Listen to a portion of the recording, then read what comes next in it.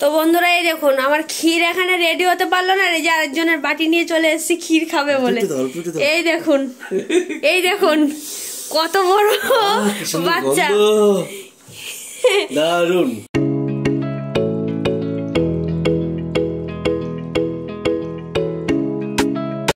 Hello guys, good morning, welcome to our new blog. আজকে হচ্ছে রবিবার আর আজকের ব্লগটা এখান থেকেই শুরু করছি।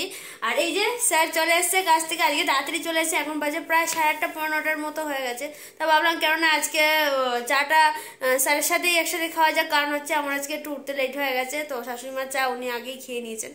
আর তাই চলে আসলো, ততক্ষণে আমি উঠে ব্রাশ করতে করতে চলে আসলো, তাই ভাবলাম দুজনে একসাথে চা খাই। তাই জন্য এই যে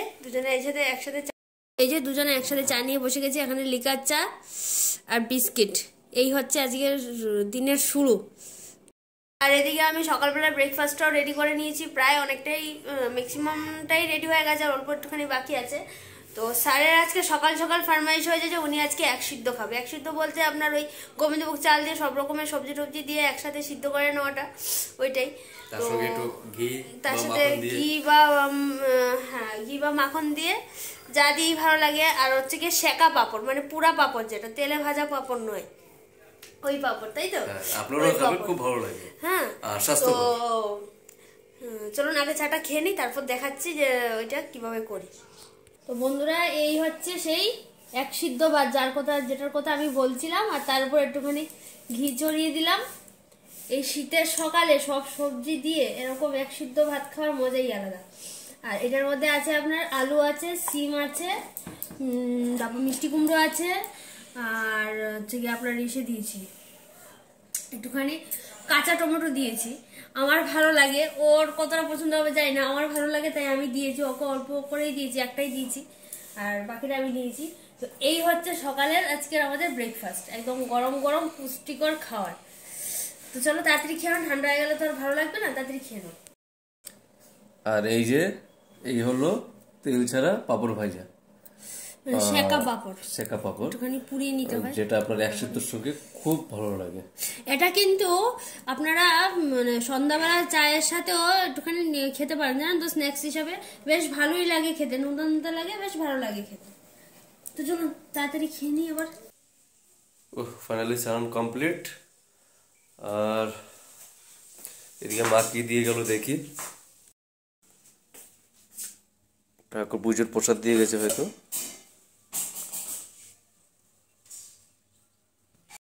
ঠাকুর পুজোর প্রসাদ মা দিয়ে গেল। সঙ্গীতা রান্না করছে, দেখি কি রান্না করছে।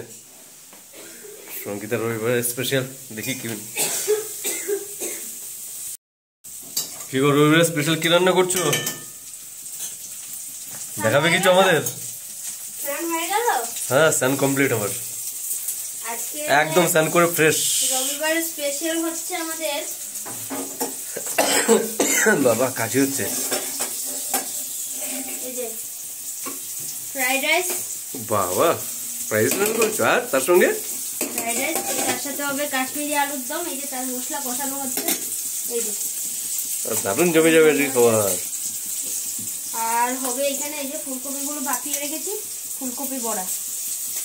আর একটা স্পেশাল জিনিস আছে, সেটা হচ্ছে আমাদের আজকে এই মিষ্টি যে কাকুটা এসেছিলেন, ওনার থেকে আজকে গুড়ের মিষ্টি তো খুব ভালো, খুব ভালো করে উনি মিষ্টি। এই তিনটে রসগোল্লা সকালে এসেছিল। হ্যাঁ, আচ্ছা ভালোই হলো। আমি একটুখানি খোয়া বলে দিয়েছিলাম দেওয়ার জন্য, তো ওইটাই উনি দিয়ে গেলেন। তো সন্ধ্যাবেলা হয়তো কিছু একটা হবে, ওইটা দিয়ে এখনো শিওর নয়। সন্ধ্যাবেলা কি করবে তো দেখছি স্পেশাল কিছু। হ্যাঁ, ইচ্ছে তো আছে, দেখা যাক। আপাতত আগে দুপুরবেলাটা তো শেষ করি। মটরশুঁটি দিয়ে আলু, কড়াইশুঁটি দিয়ে শীতকালে যে নতুন আলু দিয়ে কাশ্মীরি আলুর দম। আমি এখানে একটুখানি টমেটো দিয়ে দেবো।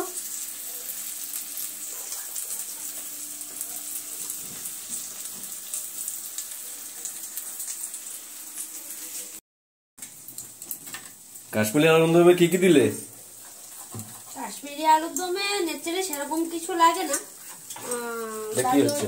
এটা এটা করছি, ওই যে বললাম না ফুলকপির বড়া করব, সেটারই পিঠালিটা রেডি করছি ওই ময়দা চালের গুঁড়ো দিয়ে, যেটা হয় নরমালি। ময়দা চালের গুঁড়ো সঙ্গে দিয়ে না? হ্যাঁ, হালকা একটুখানি মিষ্টি দিতে হয়, যেহেতু আমাদের একটু মিষ্টি না দিলে ঠিক হয় না। ঢাকায় আর চাইলে দেবেন, না হলে না দেবেন। ঢাকায় আর আড্ডা, তাই তো? যাই হোক, তো এটাতে দিয়েছি মশলাটা কষানো হয়ে গেছে আমার। এটাতে দিয়েছি আপনার হচ্ছে চালমগজ দিয়েছি, তারপর দিয়েছি কাজু বাদাম, একটু অল্প একটুখানি কিশমিশ, সেটা না দিলেও হয়, আমি দিলাম। আর হচ্ছে আপনার একটুখানি গরম মশলা দেবো, সেটা পরে নামানোর আগে।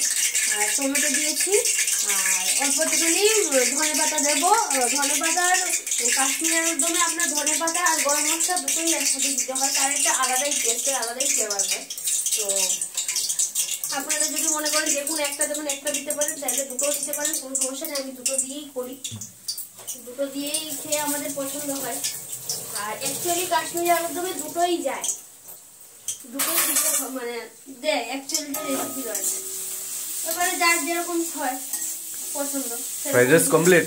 হ্যাঁ, ফ্রাইড রাইসটা কমপ্লিট হয়ে গেছে। আর কতক্ষণ রান্না বাকি?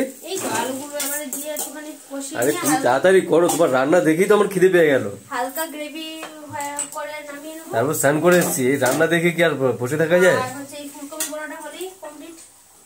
এই যে ফুলকপি বড়াটা দিয়ে বসিয়ে দেবো। এই যে মা অপেক্ষা করছে, খাবে। বেলা তো অনেকটাই হলো।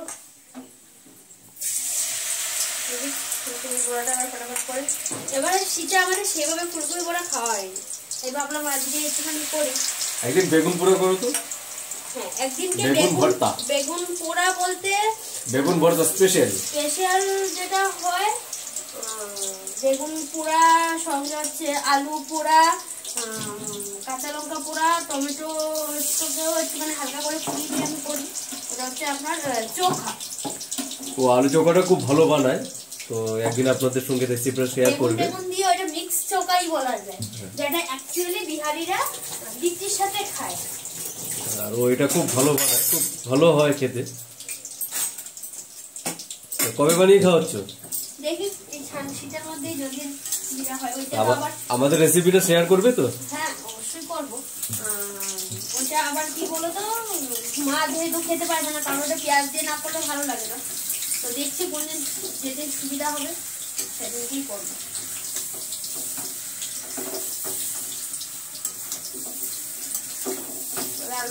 সুন্দর গন্ধ বেরিয়েছে,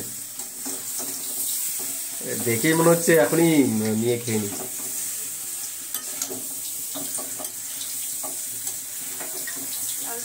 হালকা করে কষাবো। এটা মধ্যে গ্রেভিটা দেবো, এটা অবশ্যই করে গরম জল ব্যবহার করবো। কারণ গরম জল, ঠান্ডা জল দিলে না সঙ্গে সঙ্গে এটা রান্নার যে টেম্পারেচারটা থাকে, টেম্পারেচারটা কমে যায়, যার কারণে রান্নার টেস্ট অনেকটাই কমে যায়। তো সবসময় এটা মাথায় রাখবেন, যে কোনো জিনিস আপনি রান্না করুন, জলটা যখন অ্যাড করবেন অবশ্যই করে চেষ্টা করবেন যে গরম জলটা ইউজ করবেন। যেটা আমি আগে ওই আপনার বেশি গরম জল করলেও অসুবিধা নেই, কোনো সমস্যা নেই, বাট মোটামুটি একটা গরমটা যেন হয়, ঠান্ডা জলটা যেন না হয়। উষ্ণ গরম জল দিলেও চলবে। এই ভুলটা আগে আমি করতাম বিয়ের পর। তো ওই যে বলে না, ঠেকে ঠেকে শিখতে হয়, আমার হয়েছে ওই পরিস্থিতি, ঠেকে ঠেকে শিখেছি। যাই হোক, মানে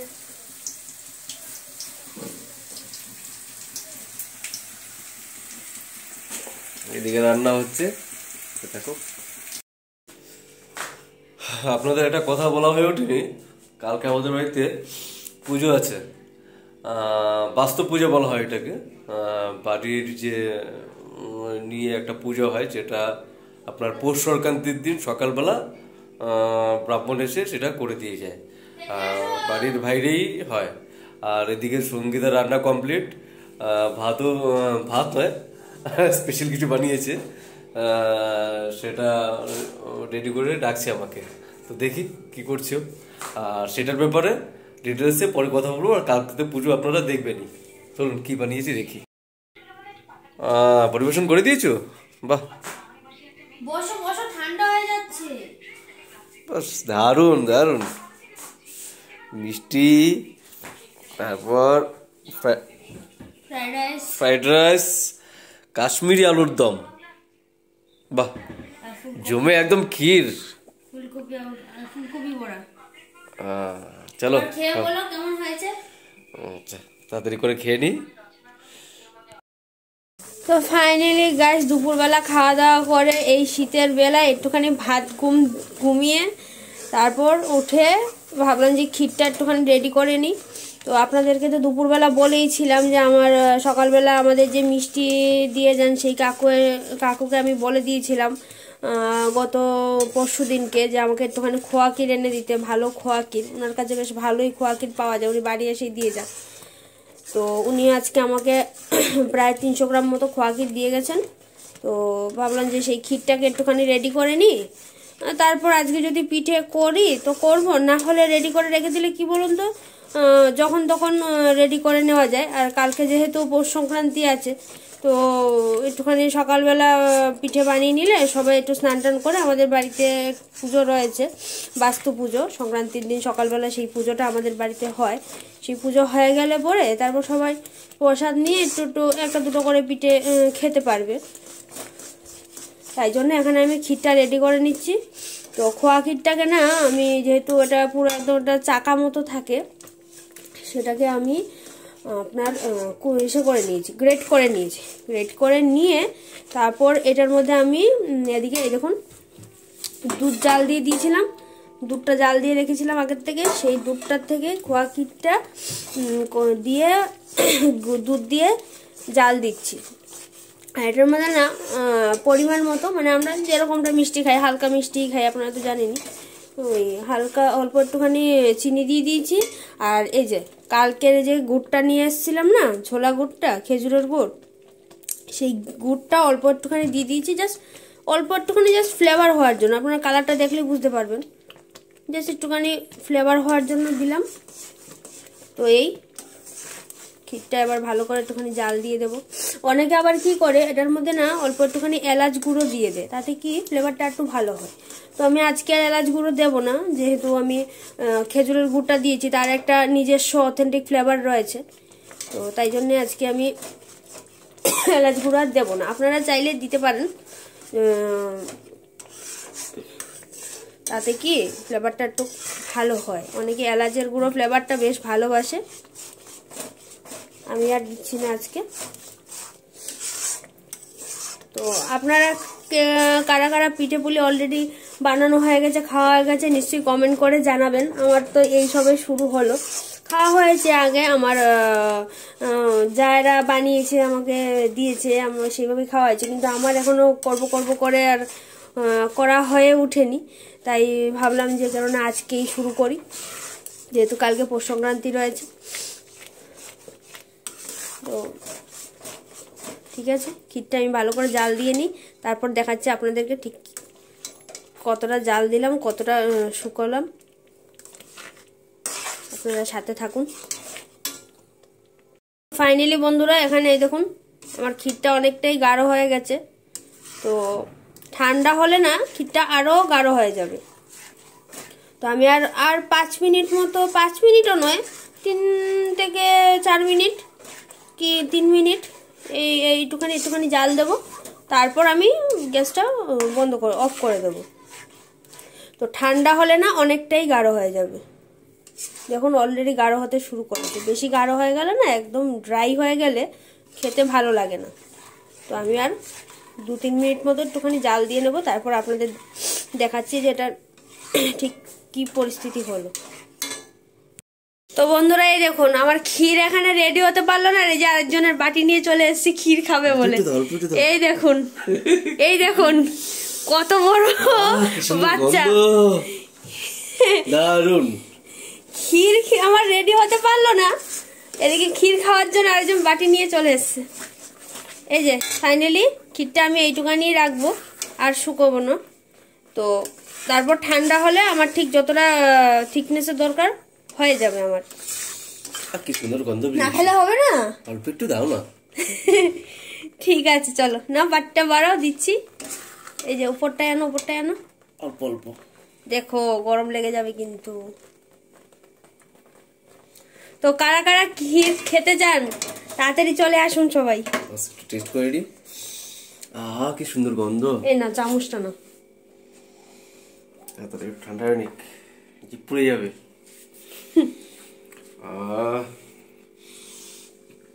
কি সুন্দর গন্ধ, তাতেই পেট ভরে গেল। তো খেয়ে দেখো মিষ্টিটা ঠিক আছে কিনা, তোমার তো আবার বেশি মিষ্টি হলে মাথা খারাপ হয়ে যায়। গরম আছে কিন্তু, জাস্ট অসম। মিষ্টিটা ঠিক আছে, ফ্লেভার এসছে। এটা খেজুরের গুড়ের এটা সেই অথেন্টিক ফ্লেভার বলো। একদম, কালকে খেজুরের গুড়টা দারুণ দিয়েছে। ভাবাই যায় রাস্তার মধ্যে এরকম খেজুর গুড় পেয়ে যাবো, তাও আবার কলকাতার শহরের বুকে।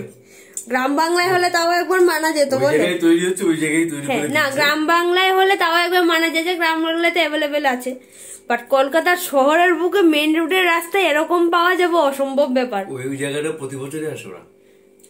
তাহলে ভালোই হলো, এখন থেকে প্রতি বছরই আমরা ওইখানে যাবো। আর হয়ে গেছে, আরো নিয়ে আসবে। ঠিক আছে তাহলে হয়ে যাক আরেকদিন ভোরবেলা ট্যুর। একদম সেই মজাটা আবার হ্যাঁ রিপিট। ঠিক আছে চলো তুমি এখানে খাও, আমি ক্ষীরটা ঠিকঠাক করে রাখি। তো বন্ধুরা, সাডেনলি আমাদের বাড়িতে আমাদের কিছু রিলেটিভ চলে এসেছিল, তো ওদের সঙ্গে একটু গল্প টল্প করছিলাম, গল্প টল্প করাতে তার জন্য ভিডিওটা কন্টিনিউ করা হয়ে ওঠেনি। আর আপনারা তো দেখেছেন যে ও রান্না করে ক্ষীর তৈরি করছিল, কারণ আগামীকাল পৌষ সংক্রান্তি রয়েছে। আর পৌষ সংক্রান্তির সকালবেলা আমাদের বাড়িতে একটা পুজো হয়, বাস্তু পুজো বলে যেটা হয়, সেটা আমাদের বাড়িতে হয়ে থাকে প্রতি বছরই পৌষ সংক্রান্তিতে। আর সেই পুজোটাই আপনাদের জন্য শেয়ার করবে আগামীকাল। হ্যাঁ, আর তাই আজকের ভিডিওটা এই জায়গায় সমাপ্ত করছি।